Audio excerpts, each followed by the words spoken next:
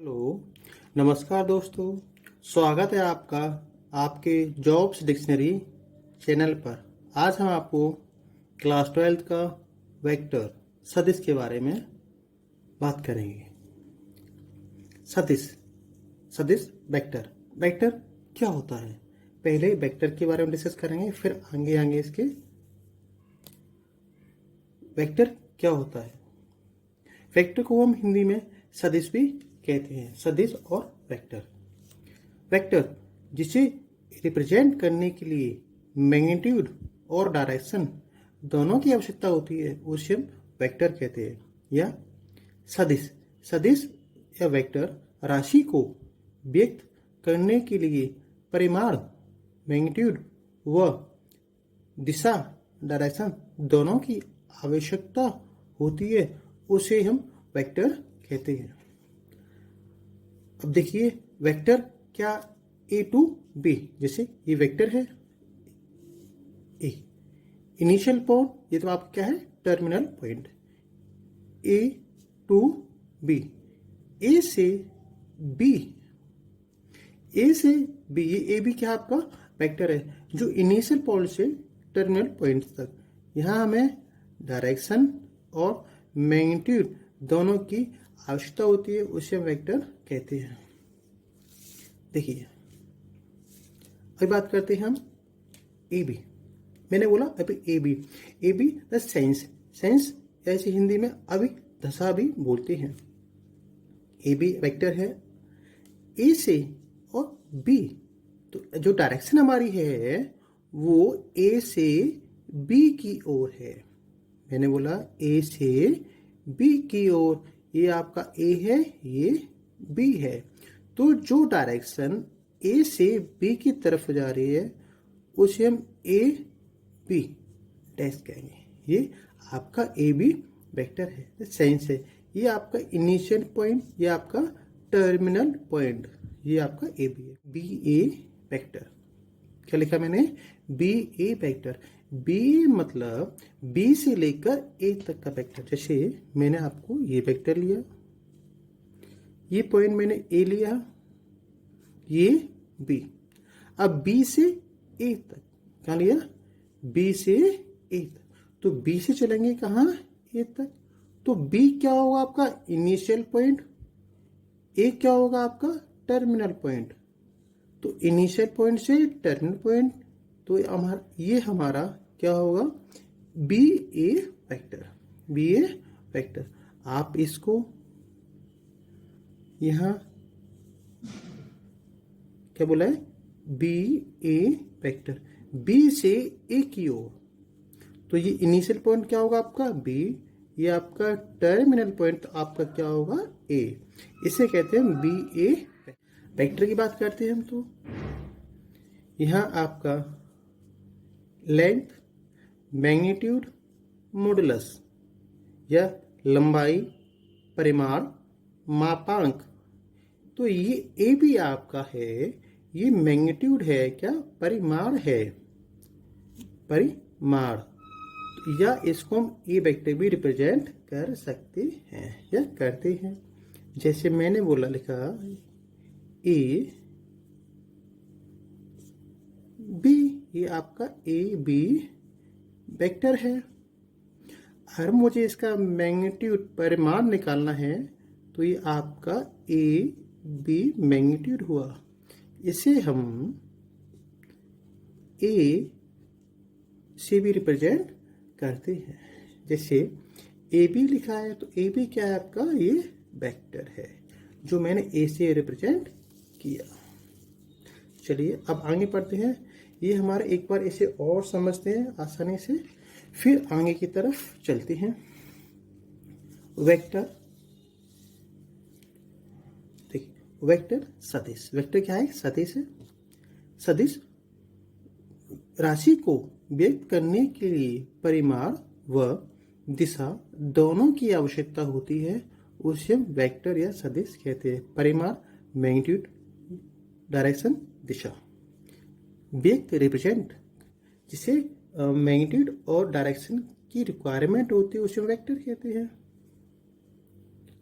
अब आपका A B vector और बी ए वेक्टर, ये अभिदशा या सेंस, अभिदशा या sense, A B vector, A B vector. देखिए इसके कुछ एग्जाम्पल और देते हैं।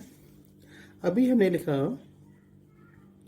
ए सी वेक्टर, तो ए से लेकर सी तक वेक्टर, तो ए आप क्या है इनिशियल पॉइंट, सी क्या आपका टर्मिनल पॉइंट, तो इसे क्या आपका ए, इसे लिखेंगे ए, आप नाम इसे दे सकते हो, ये आपका A vector. A vector it means see आपका क्या होगा इनिशियल पॉइंट या प्रारंभिक बिंदु, ये ए क्या है आपका अंतिम बिंदु, इसे हम प्रारंभिक बिंदु, इसे हम अंतिम बिंदु भी कहते हैं।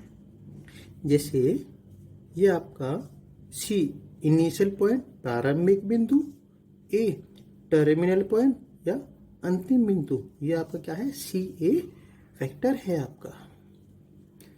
अब वेक्टर है, अब वेक्टर में आपका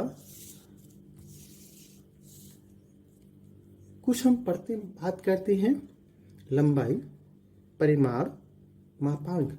इन्हीं लंबाई को लेंथ, परिमाण को मैग्नीट्यूड, मापांक को मॉडुलस कहते हैं। तो ए बी वेक्टर का मॉडुलस या magnitude of A B vector या मैग्नीट्यूड ऑफ ए, ये दोनों एक ही है। अब बात करते हैं types of vector. Types of vector, सदिश के प्रकार। देखिए सबसे पहले बात करते हैं हम जीरो वेक्टर के बारे में। देखिए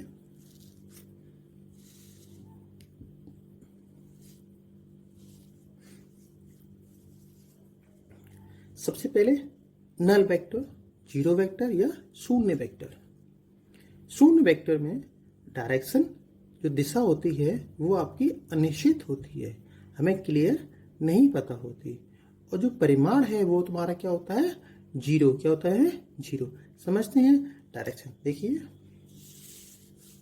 जैसे मैंने बोला आपसे वेक्टर ए बी, ए और बी, तो ए जो प्रारंभिक बिंदु है इसे इनिशियल पॉइंट, बी आपका अंतिम बिंदु से टर्मिनल पॉइंट कहते हैं।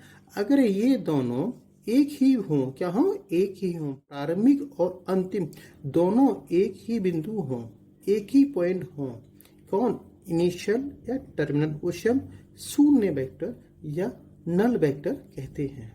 अगर इस वेक्टर है आपके पास, इसका इनिशियल पॉइंट भी मैंने ये ए लिया है, ये आपका बी है। दोबारा समझते हैं, तो जिसका स्टार्टिंग पॉइंट इनिशियल पॉइंट और टर्मिनल पॉइंट जो बी है वो ही दोनों एक ही हों, क्या हों एक ही बिंदु पर हो, इनिशियल और टर्मिनल पॉइंट, उसे हम नल वेक्टर कहते हैं। अब जैसे मैंने बोला ये पॉइंट है, ये बिंदु है। अब इसकी जो डायरेक्शन होगी पता नहीं क्या होगी, किस डायरेक्शन मूव करता है, ईस्ट जाए, वेस्ट, नॉर्थ या साउथ, तो मैं डायरेक्शन यहाँ क्या होगी आपकी अनिश्चित, क्या होगी अनिश्चित। अब इसका परिमाण क्या होता है जीरो होता है, क्या है जीरो। अब बात करते हैं हम इकाई वेक्टर की, किसकी यूनिट वेक्टर, इकाई सदिश की। यूनिट वेक्टर में जो मैग्नीट्यूड होता है वो आपका 1 है, जिसे परिमाण क्या है 1 है। जैसे समझते हैं क्वेश्चन को,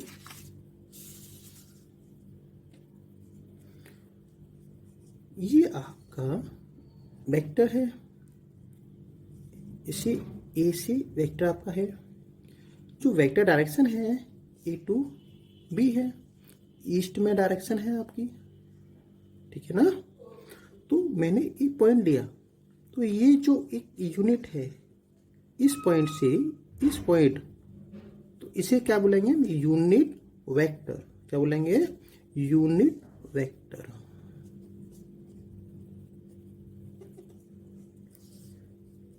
ये इसका जो डायरेक्शन है वो उसी साइड में होगा जो ए बी की डायरेक्शन है, डायरेक्शन हमारी चेंज नहीं होगी, उसी डायरेक्शन में हम इसे रिप्रेजेंट करेंगे जो ए बी की डायरेक्शन में है। अब इसका आता है डायरेक्शन, दिशा। सदिश ए की दिशा में, किसकी दिशा में, सदिश ए वेक्टर ए की दिशा में। इसे हम किससे ए कैप से रिप्रेजेंट करते हैं किसको, ए वेक्टर को। ये जो यूनिट वेक्टर है आपका इसे ए कैप से रिप्रेजेंट करते हैं।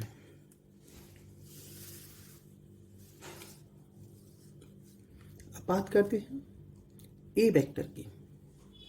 तो ए वेक्टर है तो मैग्नीट्यूड ऑफ ए और ए कैप ये हमारा होता है। हमें निकालना क्या है, यूनिट वेक्टर।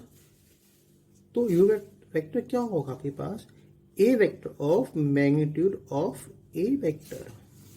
ये आपका फॉर्मूला है यूनिट वेक्टर का। यहां से आपका एग्जाम में 1 नंबर का क्वेश्चन या 2 नंबर का क्वेश्चन हर बार आपका आता है। ये आपका इंपॉर्टेंट है डायरेक्शन के अकॉर्डिंग। अब चलते हैं, देखिए एक्स अक्ष की दिशा में इकाई सदिश क्या है, आई कैप। क्या है, आई कैप। ये आई कैप क्या है, यूनिट वेक्टर है। वाई अक्ष की दिशा में इकाई सदिश क्या है, जे वेक्टर है, जे कैप है। इसी प्रकार जेड अक्ष की दिशा में इकाई सदिश आपका के कैप क्या है, के कैप है। इसे समझते हैं कैसे हुआ। देखिए मैंने आपका ये एक 3D फिगर लिया मैंने। ये देखिए ये मैंने एक्स, ये वाई, ये आपका जेड। ये आपका ओ है सेंटर पॉइंट। तो ओ एक्स ये आपका वेक्टर है, ओ वाई और ओ जेड ये आपके वेक्टर है। तो इस एक्स एक्स की डायरेक्शन में हम आई कैप, वाई एक्स की डायरेक्शन में जे कैप, जेड एक्स की डायरेक्शन में के कैप। तो एक्स अक्ष की दिशा में इकाई सदिश क्या है आपका, आई कैप। मतलब एक्स अक्ष की डायरेक्शन में यूनिट वेक्टर क्या होगा आपके पास, आई कैप। वाई एक्स की डायरेक्शन में यूनिट वेक्टर क्या होगा आपके पास, जे कैप। एंड जेड एक्सिस की डायरेक्शन में यूनिट वेक्टर क्या होगा आपका, जे कैप। क्या होगा, सॉरी के कैप। क्या होगा, जेड एक्स की डायरेक्शन में यूनिट वेक्टर क्या होगा आपके पास, के कैप। समझ आया नहीं आपको। चलिए हमने कराया था आपको यूनिट वेक्टर में नल वेक्टर कराया था, या जीरो वेक्टर, या शून्य सदिश। फिर कराया हमने आपको यूनिट वेक्टर। तो नल वेक्टर आपको समझ में आया होगा। आशा करता हूँ यूनिट वेक्टर भी आपको समझ में आया होगा। अब बात करते हैं नेगेटिव वेक्टर की। बात करते हैं जिसे ऋणात्मक सदिश भी कहते हैं। देखिए सिद्धांत, अब ये आपका क्या है, परिमाण। इसे हम मैग्नीट्यूड भी कहते हैं। ये क्या आपका मैग्नीट्यूड। इसे आपका ये डायरेक्शन है ए। क्या है, ए। तो ये आपका क्या है, डायरेक्शन है। ये क्या है, परिमाण क्या है, मैग्नीट्यूड। अब इसकी जस्ट अपोजिट डायरेक्शन क्या होगी, इन नेगेटिव ए वेक्टर होगा। तो जो डायरेक्शन है, दिशा, वो इसका है ए वेक्टर के विपरीत होती है। लिखा हुआ है दिशा, डायरेक्शन जो है वेक्टर ए के विपरीत होती है। तो जो ए वेक्टर है का जो ऋणात्मक नेगेटिव वेक्टर क्या होगा, ए वेक्टर। ए वेक्टर का नेगेटिव वेक्टर क्या होगा, माइनस ए। क्या होगा, माइनस ए आपका होगा। कि जो नेगेटिव वेक्टर है इसमें आपका जैसे लिखा हुआ है मैंने कि परिमाण ए, मैग्नीट्यूड जो आपका ए वेक्टर है। तो जो डायरेक्शन है वो जस्ट क्या होगी, दिशा चेंज होगी। लेकिन जो लेंथ है वो आपकी सेम रहेगी। लिखा हुआ मैंने यहाँ आपके पास कि लेंथ सेम रहेगी, अर्थात जो डिस्टेंस है वो हमारा सेम रहेगा, चेंज नहीं होगा। लेकिन डायरेक्शन क्या होगी, जस्ट ए वेक्टर की अपोजिट होगी। अगर डायरेक्शन हमारी ईस्ट है तो नेगेटिव वेक्टर की डायरेक्शन वेस्ट होगी। अगर डायरेक्शन ए वेक्टर की नॉर्थ है तो नेगेटिव वेक्टर की डायरेक्शन नॉर्थ का अपोजिट साउथ होगा। ओके, समझ आया होगा आशा करता हूँ। चलिए लिखा हुआ है ना कि लेंथ सेम रहेगी, जो लंबाई है वो सेम रहेगी डायरेक्शन, ठीक है ना। लेकिन दिशा चेंज होगी। वेक्टर ए के विपरीत जो वेक्टर में दे रखा है उसके जस्ट अपोजिट होगी। ठीक है, अब बात करते हैं नेक्स्ट पॉइंट की। ठीक है, चलिए अब बात करते हैं रेसिप्रोकल वेक्टर, व्युत्क्रम सदिश के बारे में। रेसिप्रोकल वेक्टर क्या होता है? जैसे नाम में ही छुपा हुआ है रेसिप्रोकल, मतलब एक का जस्ट रेसिप्रोकल। तो एक का व्युत्क्रम मतलब एक का रेसिप्रोकल वेक्टर जो होगा क्या होगा? ए वेक्टर इनवर्स होगा।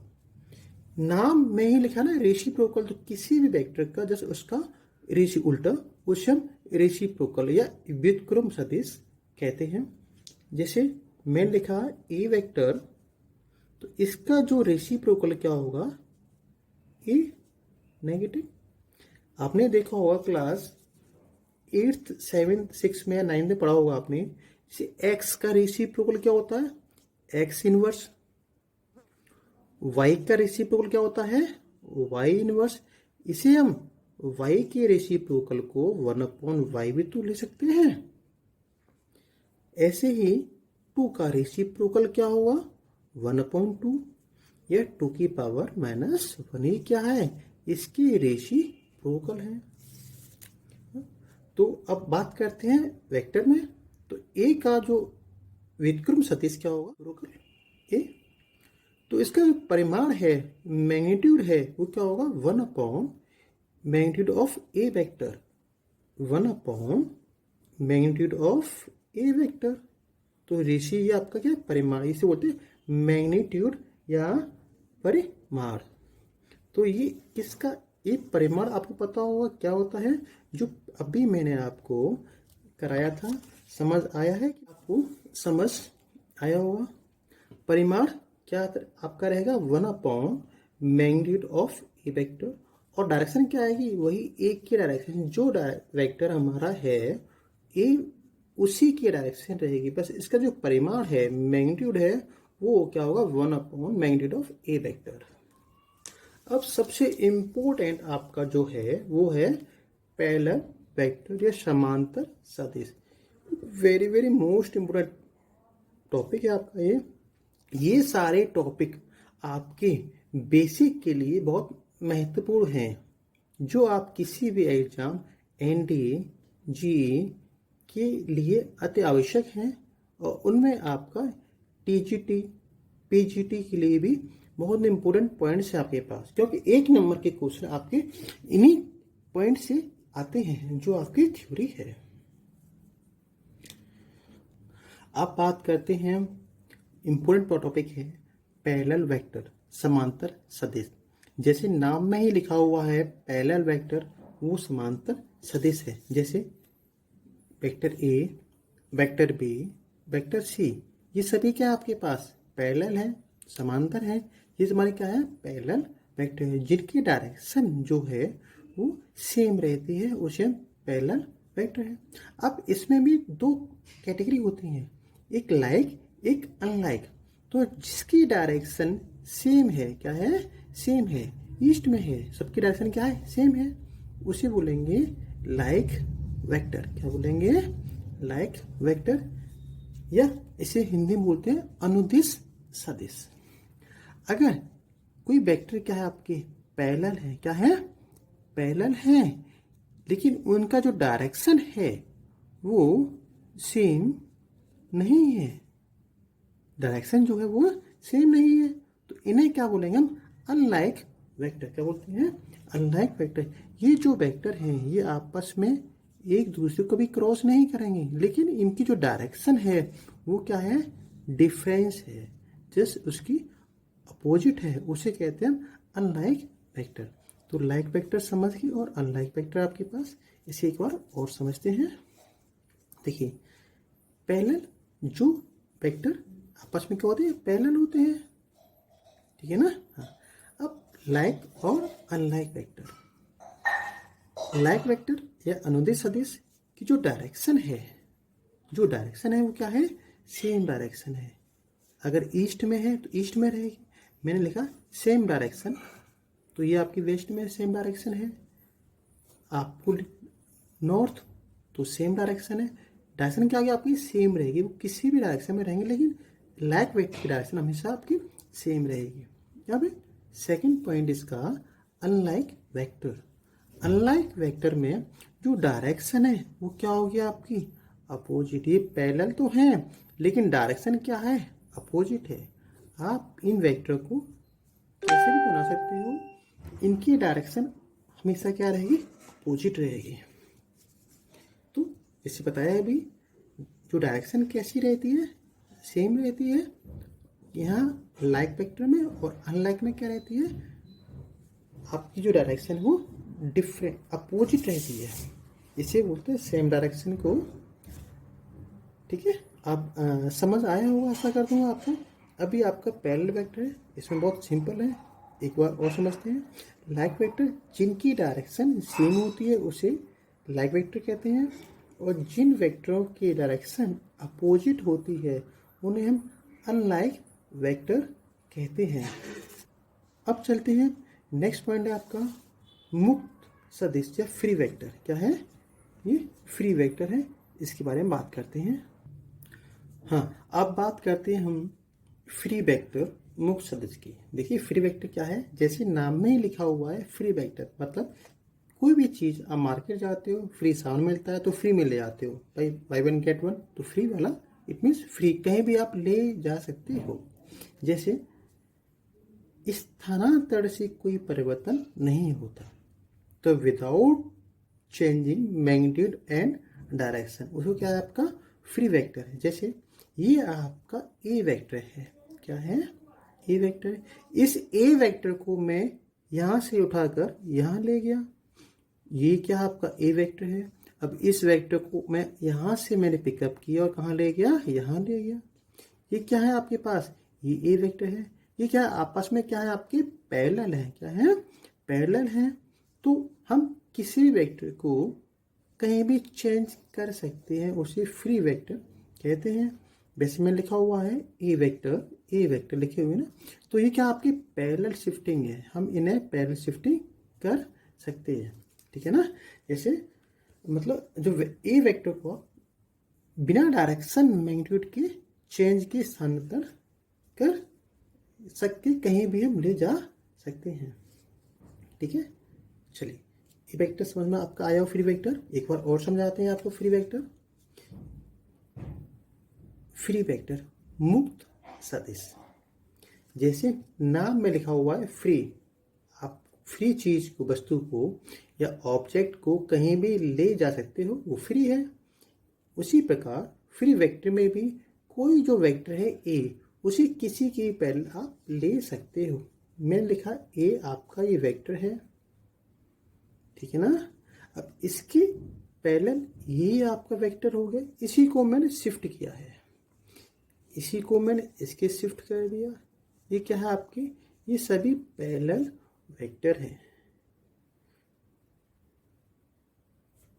आशा करता हूँ मेरे द्वारा समझाया हुआ आपको अच्छा समझ में आया होगा। अगर आपको समझ में आया है तो इस वीडियो को ज़्यादा से ज़्यादा शेयर करें, सब्सक्राइब करें। Thank you.